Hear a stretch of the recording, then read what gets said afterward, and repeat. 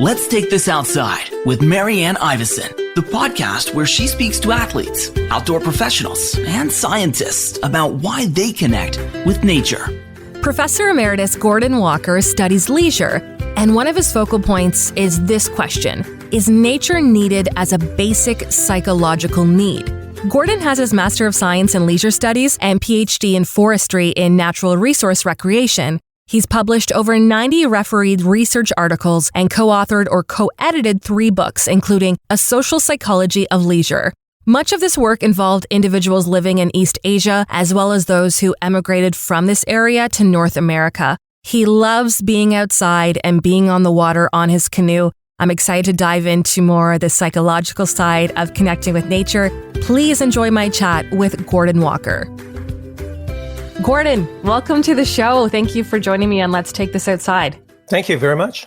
I'm really excited for this as we're going to dive more into the research behind why we connect with nature, also based on our social factors, but would love to start by finding out more about you, because we've never met. We don't know much about each other than like our bios and some short conversations we've had. So where did your interest in what you study as leisure and the outdoors come from for you?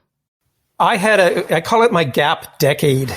I went off to university and I had a wonderful time and failed miserably and ended up taking almost 10 years to work and travel and try to figure out what I wanted to do. And so during that time, I started traveling. And so at one point, amongst various travels, I ended up in New Zealand, and somebody was coming back to the youth hostel and they had just hiked the Abel Tasman track, as New Zealanders call it. And so I sat down with him and I thought, wow, this sounds really cool. So I went off kind of, unprepared, but excited. And I hiked the Abel Tasman in New Zealand and I had an incredible time. Just amazing. And then about 2 weeks later, I hiked the Rootburn. And then after that, Milford Sound. So these are all what's called the great hikes of New Zealand. And I was hooked. I love being in nature. I love the backpacking. I loved more where it would take me, to be honest, than the backpacking itself. Putting 40 pounds on your back is just not fun. And so I decided I had a love of nature. You decided, or it just came supernatural? Yeah, supernatural. And one of the reasons I wanted to start with that is my family did not camp. I don't remember ever being to a national park. I mean, one of the things we know from the research is you almost have to be socialized into outdoor recreation and a love of nature and a desire to go to national parks. In my case, it came up when I was in my 20s. It suddenly hit me. I discovered it and it became sort of a lifelong passion. I mean, there were some dead ends. I lived in Saskatchewan and I started rock climbing, but it's 9 hours to get to the mountains. And of course, there was no climbing walls at that time. So that was a dead end, but I guess found myself after that decade and went back to university, studied sport and recreation management. And one of the activities I had to learn was an outdoor activity, and so I picked up canoeing. And that to me has become my passion. I've moved from backpacking to canoeing. And I've canoed for on-roads of 30 years, a number of wilderness trips. It's kind of where my center is. And you'll probably hear more about canoeing in this interview than you thought, but it's a way for me to make sense of some of the theory that's out there, is applying it to what I've done, especially in terms of canoeing. My first interview that kicked off this podcast was with Adam Schultz. Have you met him? Do you know Adam? I have read his books. He's a very interesting guy, and I'll probably refer back because I guess the other part of this is reading his books and some other books related to outdoor recreation and climbing and nature. I think they're good ways of explaining why we do when we get into nature.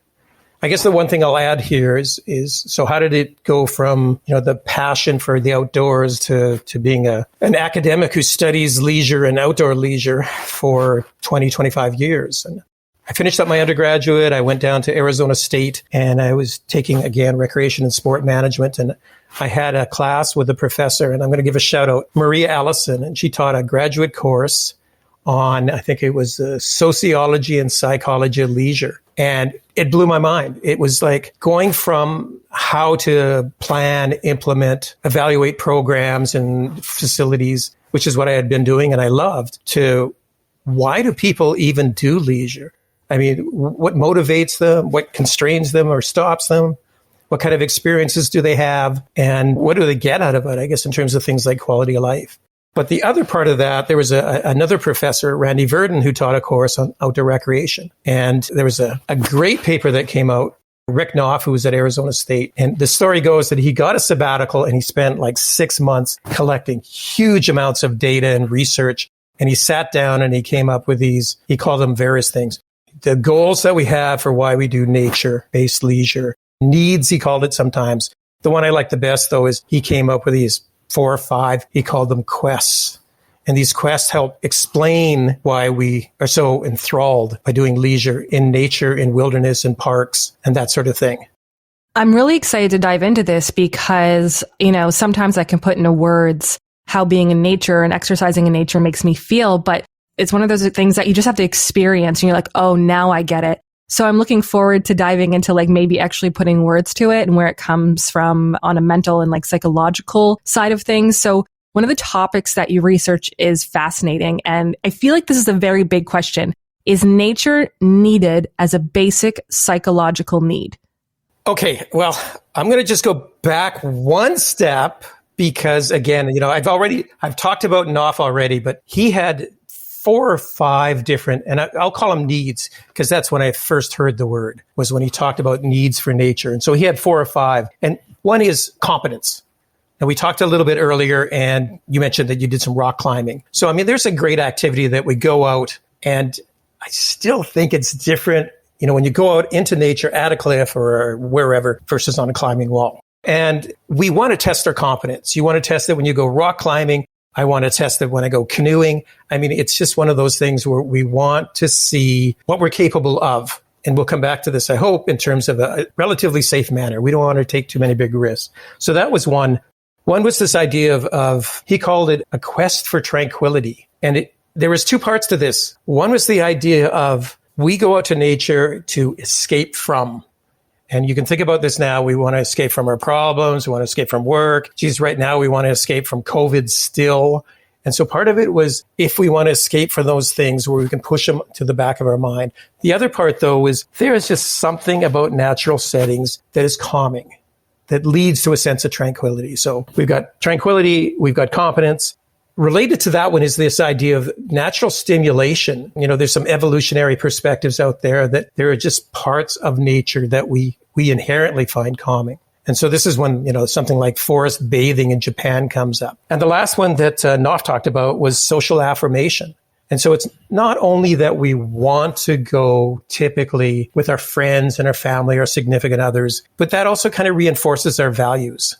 And so these are people who, understand us and we think along the same lines and that sort of thing. So those are the 4 needs that he came up with. And some of those get reflected in some of the more recent psychology. So a couple of psychologists named DC and Ryan have spent probably close to 50 years trying to understand basic needs. And the 2 that they started with was this idea of, one was competence, makes sense. And we see that played out in outdoor recreation and leisure generally. Another one was, they called it autonomy. And it's this idea that we want our goals, our activities, our behaviors to be self-endorsed. We want to believe in what we're doing. We want to buy into it. And that typically comes out of, we choose what we want to do. And let's be honest, there's more choice in people's leisure than the work domain. But the third one that came along, and part of it came along, and again, the social part of it came in, it was a guy named Baumeister and Leary. And their idea was they wrote this incredibly beautiful review on why belonging. That was the term they used. Why there is a need for belonging. And it's the idea of we have this inherent psychological need to have close connections with others, to be with people who we trust and they trust us, people who understand us. So from there, one of the great things about Baumeister and Leary's article was they did something that pretty well hadn't been done before in the psych literature. And that was they came up with criteria. So what is a need? And if you think about now, I'm going to assume almost everybody has heard about Maslow and Maslow's theory and Maslow's hierarchy. And one of the things is he kind of put this together, as a think piece. He didn't actually have criteria for what is a need and that sort of thing. But Baumeister and Leary did. And so just to give you an idea here, and I've got to refer to my notes here so I get it right. He said, we have an emotional response with needs. They have effective consequences. So when they're satisfied, we feel good, for example. there's a cognitive aspect to it. So we think differently, perhaps, or better once our needs are satisfied. So just coming back to nature, just a couple about this. One of the things that we found, for example, as I've mentioned, is less anxiety when we go off into nature. So that if being in nature is a need, then you would expect less anxiety, less stress, and that seems to be reflected in the literature. One of the interesting ones for me is we seem to think better after we've been in nature. And so psychologists do these things where they give you puzzles, before you go into nature and go backpacking or go into a park. And we seem to think better and maybe even more creatively. One of the interesting ones is what happens if a need isn't satisfied? This is one of the criteria. And we can think about this back to belonging.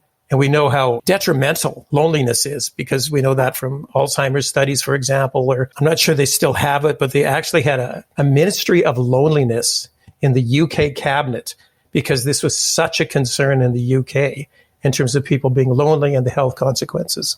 But with nature, one of the first studies, it was post-operative surgery, and they would have people who would be assigned to rooms, some with a view not unlike the one I'm sitting and looking out at of nature, and another of essentially a brick wall. And what they found is people who had views out their hospital window of nature recovered quicker. They were released earlier. And the only difference was, you're randomly assigned to rooms, is because of the nature view. So if you don't have that nature view, and this comes up in prison studies as well, is you may be more likely to get sick or not recover as quickly. Two other ones quickly. One is it should be universal. So if nature is a need, we should see this in other countries and other cultures. And probably the one that's been most studied, again, is places like China and Japan and Korea in terms of Shinrin Yoku, forest bathing. And there's a ton of literature out there on that. And the last one is beyond the psychological functioning aspect, there should be implications. And we know from numerous studies, in fact, there was a great review that just came out of 150 research articles, that being in nature seems to have a positive effect on all kinds of things. So there's long-term consequences to this need being satisfied. And Twigg, Bennett, and Jones, I'll just, self-reported health was better. Type 2 diabetes was better. I love this one. Mortality was reduced. Blood pressure was better. Cortisol, which is, stress related. Heart rate, cholesterol. And so that's what they found in this review of almost 150 papers. There's long-term consequences to being in nature settings. So that was the case we made, myself and one of my colleagues and former students, Jane Hurley. She was the lead on this, so she really drove it. It was sort of my idea, but she did the research. And we made the case. What was interesting, though, was two psychologists, Barnett and Pelche. They came up with the same idea at the same time. Our papers came out within, I think, about 2 months of each other. They took very much a psychological perspective, where we took an outdoor recreation, leisure perspective. And so our ideas converged, and we're both making the same case, which is pretty cool. Very different perspectives, but we came to the same conclusion that maybe nature is a basic need, like autonomy, like belonging, like competence. There's so much of that I'm like, yes, yeah. Like that was like, I was ticking boxes in my head as you were talking about it. But I want to actually ask about, you're talking about like the social affirmation aspect of it. And it's funny because we're going to a couple of friends and I are going to try to go for an outdoor rock climb tomorrow morning, depending on the weather. And it's some of the people closest to me, we've had the coolest experiences outside. And I completely validate that. However, there is something about being in nature alone that I find incredibly thrilling. And is that because it's like checking all the other boxes still?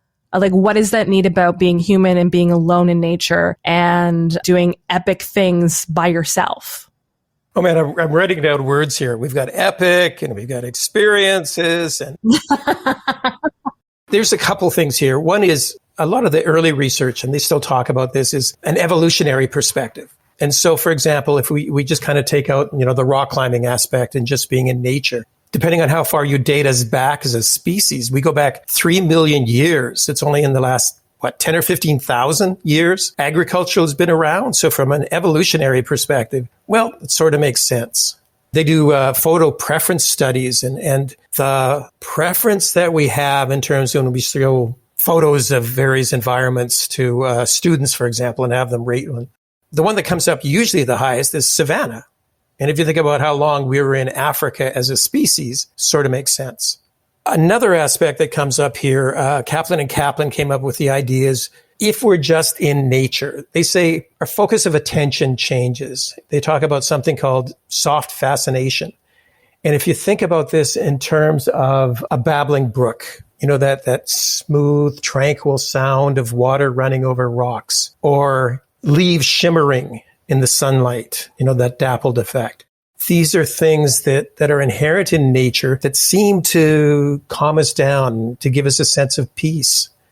And those are things that, again, we've been exposed to for potentially millions of years. So that's another aspect, I think, in terms of what nature provides. But for something like competence, then we start adding in activities. We want to test ourselves. That's kind of the achievement aspect as well. The other part is going back to your thing about social affirmation. I can't remember where it was, but I've heard climbers talk about, when they're going off in major expeditions. They say, we can find a lot of people that are competent, highly competent, easily capable of going up the mountain with us, and we would be safe. But then you think, if we get snowed in, we got to spend 3 or 4 days with this person in a tent. You want somebody you're going to be able to survive with when you're alone with them. In terms of the climbing, the capabilities, that's different. But you want people... Yes, you don't kill each other, right? Exactly. I mean, geez, it's almost like COVID again, right? I mean, we're all locked up together. And you want to test the relationship? You stay inside with your partner for a week. I'm told. The other part you mentioned, so I'm going to play off you a little bit here, is those are the needs. In terms of motivations, the big one is it's intrinsic. And that means it's interesting and enjoyable and done for its own sake. And that's one of the predominant things about leisure. It's one of those things that maybe differentiates it from too many people's work. But the other part is the experiences we have. And so this is the ongoing thing that's happening. You're talking about going out tomorrow rock climbing. And so have you ever heard of flow experiences? Flow experience. Is it anything like, I might be wrong, but like flow state that you're in, like a flow state, like when you're... Exactly. So a guy named Csikszentmihalyi back in the 70s is looking at the experiences that, for example, rock climbers report, but he also finds it with chess players and even surgeons. And so there's some conditions here that typically come up. You're going rock climbing tomorrow. Okay, you got a clear goal. You got 2 clear goals. One's to get to the top and one's not to fall. Makes sense. And to have fun. Is number 3. Oh, yeah. Well, that's coming up. You're getting immediate feedback on how well you're doing, right? If when you put up your hand and you hit a spot, whether it's going to hold or not, is that going to work or not? How am I moving? So you're getting that. You're focused. The great thing about a rock cliff is it's right in front of you. It dominates your view. Now, somebody, if you're at a cliff by a roadside and people are driving by and hitting their horn because they see you, you're probably going to get distracted. And that can stop a flow experience from happening. But the really big one that Csikszentmihalyi talked about is we were looking for this balance between what the challenge presents and our skill level. So when you go out tomorrow, you're going to try to find a climb that's just above your usual skill level if you're looking for flow. Great thing about climbing, I don't know what you climb at, but there's a system in place, right, to rate climbs. So if I'm going to assume you're a 5.10 climber. Sure, I'm a 5'10". Yeah, of course. Come on, go with me here. You're a 5'10 climber. You go through the guide and you find a 5'10B climb, just a little bit above. You got the skill, but you're going to test it, but not too much. If you're climbing with a friend who doesn't climb that well, it's going to be kind of boring, right? If you go in and the guidebook's wrong and it's a 5.14, you're going to be anxious. I mean, it doesn't match up. But if these conditions are in place, especially that skill and challenge above a certain point, and again, something like climbing, you can find the right climb because of the ratings. If that happens, a couple things may occur, maybe more are likely to occur, according to Csikszentmihalyi. For example, one of the things is you're incredibly focused. It's incredibly enjoyable.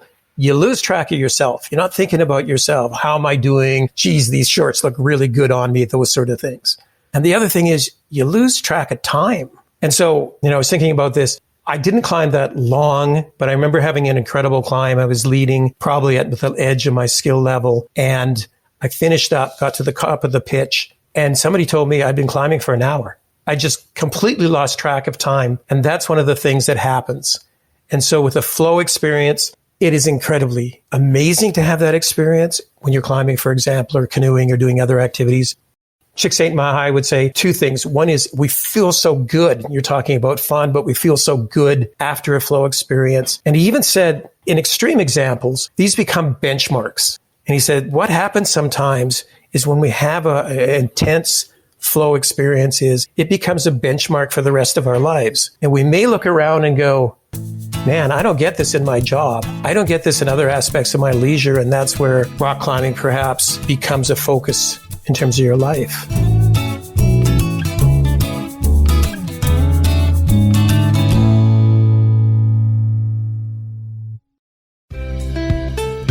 Let's take this outside with Marianne Iveson. I find it's the things that when it comes to that flow state, it's the things that take a lot of concentration. Something I love about, I'm very new to rock climbing. It's only been a couple of years off and on, but and it's not something I do a lot. It's more I do with a friend who's very experienced. But it's something that I enjoy every single time because, again, I push myself every single time. But it's different than, say, hiking. It's different than cycling. It's different than these like high-paced, high adrenaline sport. It's very like focused. It's very easy to go in the flow state because you don't have any other choice, but because you should be staying on the wall, right? The point is that every time you put your fingers on the wall and your feet and you're pushing up and it's like a puzzle that you're figuring out. So I like that it's a very different flow than, say, you're cycling and you're bombing it down a hill going 80 kilometers an hour, right? That's also a flow, but a very different experience. You're absolutely right. I mean, I think that's one of the reasons climbing is so popular is because your vision is dominated by being a foot away from a cliff. So Csikszentmihalyi actually made a comment one time that he said, sometimes I wonder if we haven't developed certain activities or even games so that we can flow. And so, rock climbing is one of those ones that has all of those things that he talked about. As long as you don't get distracted, if there's people climbing the pitch next to you, maybe that can throw you off and they're yelling or traffic. So that's a big concern. But you're right. I mean, there's something, and I think that differentiates that and from something like you. I love to cycle, but it's different. And that's one thing is if you're a competitive cyclist, you can probably flow, you know what you need to do, all of those sort of things. But it's different than what most of us do. And so that's one of the things about nature-based activities. A lot of things are provided for us in terms of, those needs that I talked about. Some would be, more if you're climbing with somebody or hiking with somebody, it's different than if you're doing those things solo. And so you have to realize that a lot of things may be provided, but it may vary by the activity. It may vary by the person. And another time, you may want to go rock climbing and it's just for the social aspect. So it's wonderful because it's so variable in terms of the activities and what we get and the experiences we have and the needs that are satisfied. I really want to talk about the social factors part of this and how it affects our connection to nature. So we're talking about gender, ethnicity, race, culture, social class, etc., and how it affects our connection to nature. Because first of all, it's in your research, so I'm really interested in this. But also, there's so many sports that are dominated by affluent white people, and I feel like social media has been really helpful with this. But making sure that we're helping people feel more welcome, people of color, different genders, just making everyone feel welcome in the outdoors. Because I still feel like maybe we're not doing a great job at that. I feel like we're not where we should be, but I would love your thoughts on that. And obviously there's a longer answer to that. Yeah, I was lucky because I had a number of incredible foreign students, primarily from China and Japan. And so one of the things we would talk about, for example, one of the things we would do research on is, how leisure is similar and different in other cultures. And I always like to think of it, and you need both of those terms because there are similarities and there are differences. In terms of nature-based leisure, it's sort of the same thing. And that kind of led to us, for example, looking at things like, gender differences that we would have to incorporate and those sort of things. And, honestly, your comment, the very first paper I ever wrote, I was still a grad student in the States. It was about social class and going into wilderness areas, outdoor recreation, because I think part of it is, yes, there's more affluent people, more educated people are the ones that are more likely to use, especially backcountry sites and that sort of thing. But Richard Florida, you might remember, he wrote about the creative class and that sort of thing. in some ways, historically, it was the creative class people that developed the idea of wilderness, what wilderness is, and determined what was going to be acceptable behavior in the outdoors. And so going back to that, I mean, there is a class aspect in terms of how we look at nature and what parks and wilderness areas have become. There was a phenomenal book back in the 1960s by a guy named Roderick Nash called The Idea of Wilderness, and it focused primarily on the U.S., but it is an idea, and nature is an idea. And for some of us that have been more privileged, and I'd put professors in there, sometimes it seems that we can dominate the conversation.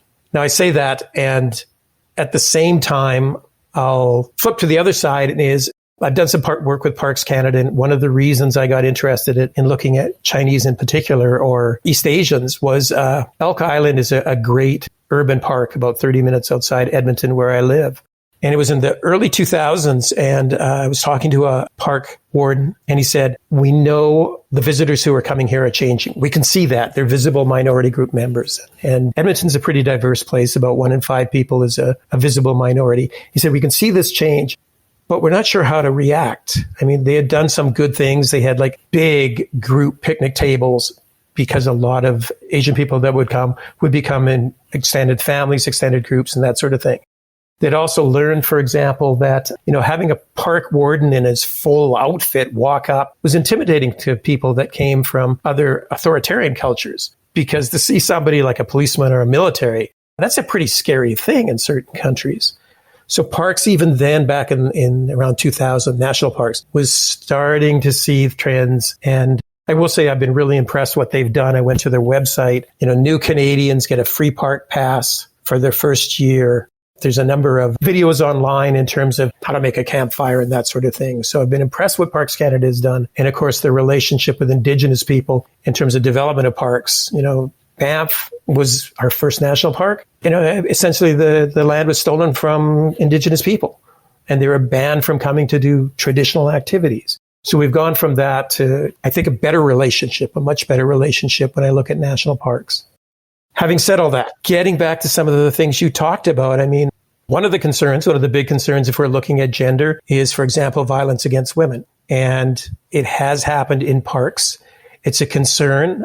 We know that in general, there was a great paper that came out a few years ago, and it was looking at hikers, solo hikers. I don't know if you've ever solo hiked or not. Yeah, a lot of my hiking is solo, so I'm interested to see where this is going. Perfect. Okay. Well, there was a couple things, and they interviewed men and women and found that women were in general more fearful when they were hiking or contemplating hiking solo. And some of the fear was about, wild animals, getting lost, those sort of things that you kind of understand. But the number one fear was in terms of attack by a man more than anything else. I confirm that completely. Yeah. And so, it's one of those, we would call it in my field a constraint. Because now we're saying the perception is I may not be safe in this place. That may limit what you do. And so, for example, some women talked about only hiking in areas that they knew well. So it kind of constrained where they would go. Others talked about always having a dog with them in terms of that gave them that sense of protection. So it's not that nature may be different, but our interaction with nature may be different. And again, gender, with especially violence against women, is definitely a concern. A lot of my friends and colleagues at this age, I'm finding we're making that transition from the backcountry to the front country and buying trailers. RV sales have just gone nuts, in parts because of COVID. But they're looking, again, at my female family and friends are looking for vans, because they say, if I'm in a trailer, I'm stuck. But in a van, I get out of bed, I go up to the front, I drive away. And it's a safety issue. And so it's like, that's the kind of thing that you can see in terms of a constraint. Now, again, some of the women talked about how they negotiated these things, taking a dog with them, having the bear spray handy, that sort of thing, how they interacted when they came across, a single male, might say hi, that sort of thing, or a group. They might even step off the trail. So that's the kind of thing that, especially, again, violence against women. Do you mind if I quickly share a bit of a story? Please. So I just want to say off the bat that I've never had any scary experience, but there are experiences that are uncomfortable. I remember I was hiking in the Adirondacks, and luckily I was probably in the last 5K of the trip, but like the Adirondacks can get pretty Sometimes you don't see people for hours. Sometimes depending on the weekend or what time you're going. And I remember I saw this gentleman and I'm very friendly. I say hi to everyone, say hi. And he's asking where you're like, and usually you have that small talk. And then the chat kept going. I'm being really friendly. And then he's like, why don't we exchange numbers? And I'm getting hit on right on the trail. Yeah. And and I've heard exactly that experience, getting hit on. And I didn't feel threatened by any means, but it was uncomfortable, right? It wasn't, it wasn't a great experience, but I don't want to diminish any kind of bad or violent experiences women have had. But those are some things, right, that we think about. And honestly, so I carry, not all the time, but I sometimes carry a knife with me. And yeah, sure, maybe for animals, but I don't know if that sounds aggressive or not. But sometimes I do, yeah, just for the... I don't know why it makes me feel safer, but it does. Bear spray is also a good idea too. I hope I never have to use it. I love the term uncomfortable because it reminded me of there was a paper by an African-American scholar, and there's a limited amount of research in Canada. Not surprisingly, there's more universities in the States and, the population's 9 times more. So a lot of the research comes out of the US and we have to say, does this apply or not? But there's a paper by an African-American scholar, and he talked about when he talked to African-Americans, blacks that were going to parks, local parks, national parks, that sort of thing. He used the term, instead of uncomfortable, they just felt unwelcome. And so that was enough to affect their experience. And whether it's real or not doesn't matter. The perception was there that this was not a place for African-Americans to go. And Outside Magazine, if you've ever read Outside Magazine, there was an African-American backpacker, and he talked about this, and he said, one of the reasons that you may be more likely, and again, this is the States, so you're going to say, how much of this can we extrapolate to Canada? You may not see a lot of people like me in the backcountry is historically, in terms of slavery, that is where people escape to, through the woods to trying to get to Canada or safety or wherever. If you got caught, all kinds of bad things happened. And so, historically, woods, forested areas, natural areas were not something that were good for people like me, as I said, as a Black outdoor recreationist. And so that can carry over. Again, I talked about being socialized into outdoors or discovering outdoors, but that was one of the things that came up. Before I forget, because I'm looking at my notes here, I talk about these reviews. You see one research paper and it goes, that's interesting, but there's, we always write, here are the limitations. More research is needed because it's very specific. And what you try to do is find these reviews that look at multiple articles and maybe even get the data from the researchers. But there's one I came across, Shipley and colleagues recently looked at parks and other green spaces. And when they looked at all the literature, they found these places, and I'm looking out of my window at one here in Edmonton, often reduce crime because they've been designed, for safety in terms of more lighting, open spaces. People value having parks nearby and they value national parks. And so that means they're more likely to not tolerate certain activities that threaten others, that threaten their safety. And so parks can actually contribute, if they're designed right, if they're managed right, to be safe places for people to go. And maybe people can be more welcome there. So it's one of those things. So I'll go to culture here. I was just looking at this, and it was a paper that I wrote with one of my grad students, one of the first ones I co-supervised, named Jin Yang Deng. And he had come from China. He had done research on parks in China. And so we were curious about Chinese in Canada versus Anglo-Canadians. So those that said they were Canadian or English, Irish, British, whatever, and about their attitudes. And one of the things that came up, there was a lot of similarities, but one of the differences was consumption, for example. And so in China, it was much more common for people to go out and pick berries and mushrooms and that sort of thing in the parks. But the attitude was that wasn't necessarily appropriate in national parks in Canada. Euro-Canadians rated that much lower. And I think part of it comes back to the leave no trace. We're supposed to go in and take photos and only take photos and then leave. So this is one of the things that came up. And as I said, I started off at Elk Island National Park, and I remember talking to one of the rangers there, and he said, not only are we finding changes in who's coming here, but we're also trying to understand why, because they had an experience where we have, the little ground squirrels that are everywhere. It was a visible minority group member who had seen the ground squirrels, caught the ground squirrel, skinned the ground squirrel, and was cooking the ground squirrel because from his culture, that would be appropriate. However, we don't allow that in national parks in Canada. And so there had to be this discussion about what was appropriate behavior.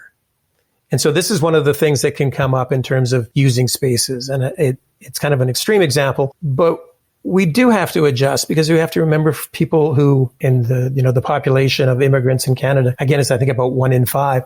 People are coming from different backgrounds in terms of how they relate to nature, in terms of what's appropriate in natural settings, in terms of what preferences are. The other one I'll mention there, and this was, I was lucky because I spent a fair amount of time in China and Japan. I was able to teach short courses in both, and I loved it there. And part of it was just learning about those cultures, especially with China, for example, because of the number of people who came from China and continue to come from China as immigrants. So it helped me make sense of Chinese Canadians' experience, especially recent Chinese Canadian immigrants. And when I screwed up, my grad students would tell me why and how this played out.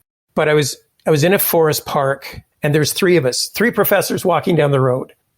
One's an American, myself, a Canadian, and a Chinese professor. It sounds like a beginning of a joke. It does. That's why I love telling it. We're walking through this forest park, and the American says, so in your culture, just briefly, what's important? Is there a word or phrase that sums up what matters to you, what's valuable in your culture? And there was a pause from the 2 of us, and then the American said, life, liberty, and the pursuit of happiness. I thought, okay. And I'm sitting there and I'm trying to think of what would be the Canadian response to that. And before I can say, the Chinese professor says very quietly, calm. Because of Buddhism, because of Taoism, because of centuries of foreign invaders, calm is a very important aspect. And it was like, wow. About 3 months later, I come back and there's a American professor, Jeannie Tsai, Tsai, and she comes out with this paper and she says 2 things that were really important from my perspective. One is that she said, we spent all this time looking at how people feel. How do you feel now? Are you satisfied? Are you bored? Are you excited? Are you relaxed? And they report this. And she said, but really what we should think about is ideal effect. How do you want to feel? That's part of her theory. And she said, related to that is the thing about, and she cited a whole bunch of leisure activities, is we seem to use this thing called leisure as a way to change how we feel to what we ideally want to feel. That's part of it. The second part, though, is she said, in different cultures, what's ideal is different. In North America, she said, we want to be happy, but we want to be excited and these sort of things. In Asian culture, especially Chinese or Japanese, it's more relaxed, peaceful, and calm. And so going from that, one of the things that we looked at is, and these are tendencies, let's remember that. Probably we're more inclined, as people, Euro-Canadians who've been here for generations, we want some excitement in our life. That's the kind of emotion ideally we like to feel. And so we do things like, say, go rock climbing tomorrow because there's some excitement there. But if you're seeking calm, and again, this is a tendency, and that's your ideal preferred affective state, looking at the scenery, for example, which has always been highly rated in terms of Chinese culture, would be more appealing. So it might be a more passive activity, a more, often maybe even solitary activity. And so that was one of the things that we started looking at in terms of leisure and nature-based leisures, how these things might play out in terms of, for example, here we're talking about culture. It's an interesting one because, and again, I'm going to reinforce this, it's a tendency. I've already said that tranquility is highly valued in the West, in part maybe because our regular non-leisure lives are not tranquil. Just thinking of the commute, going to work every day. On the other hand, and I'll say this, one of the most wild experience I ever had was with the same group of professors later that night when we left the forest park and went to a karaoke bar. And at least the parts I remember were wild. It was their time to be with that group of friends and colleagues and just be themselves. And I remember turning to one of my students, Jin Yang Dang, and I said, I didn't know you had such a wonderful voice. You're a brilliant singer. And Jin Yang said, how would you ever know? Our experience has always been in terms of professor-student. In that kind of environment, he could be free. He could be authentic. He could be himself. He could do what he loved. So again, these are tendencies, but there may be more of a tendency for more passive activities, calm, peaceful, tranquil, because it's part of Chinese culture and valued, where we're more likely, we get to the national park And we start going through the activities and, oh, they have whitewater rafting, that sort of thing. So the last one I'll mention, though, is in terms of culture. I talked about the evolutionary aspect of being in nature. And one of the things that we need is water. And there seems to be this, because water is so important, you think about it, I think of a group of 7 photos or paintings. And, how many of them have water in it? It's just something in our culture that we love. I have a painting and a photograph of Jasper National Park. I'm looking at both as I do this interview. Both have water in them. And I remember talking about this to a group of students, and one of the students was African. And I was, talking about water, and it's important, and it's part of nature. And we love this because, and the African student said, whoa, wait a minute. And he had come from sub-Sahara Africa. And he said, when we go down to the water, we need water. We have to have it for cooking and we have to have it for drinking. When we go down, well, first we have to watch for elephants because they may get upset. And then we have the crocodiles. And then let's not forget about the hippos. And it was like, well, yeah, that comes into it too. We see it as evolutionary, but that works for us generally. But in terms of other cultures, there are other aspects here. And it happened, I was lucky, about 3 years later, I got to canoe on the Zambezi. It was a couple nights trip. And we're keeping far away from the hippos. They're on the shoreline. A group of hippos is called a bloat.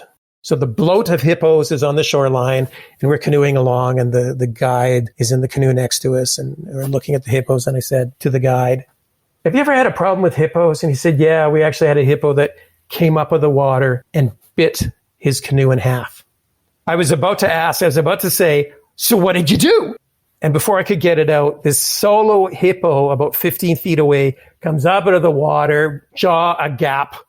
And I'll tell you, I've never canoed as fast as that. And I don't know why we canoed fast, because you're not going to, outrun or out canoe or out paddle a hippo. But what went through my mind was, boy, that African grad student, was he ever right? Yeah, it's a different reality. It's a different reality.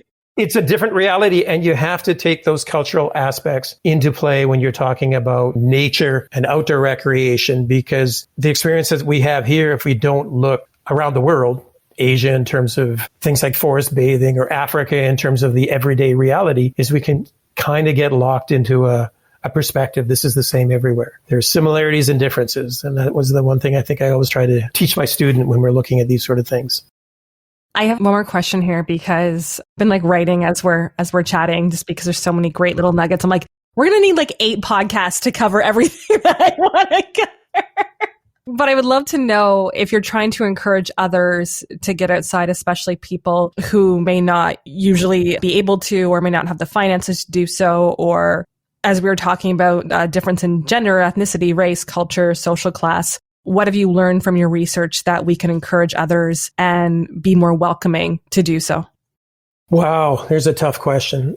I did do some work. Again, a lot of my research was in national parks. So we would go back and present our findings, and we would talk about various things.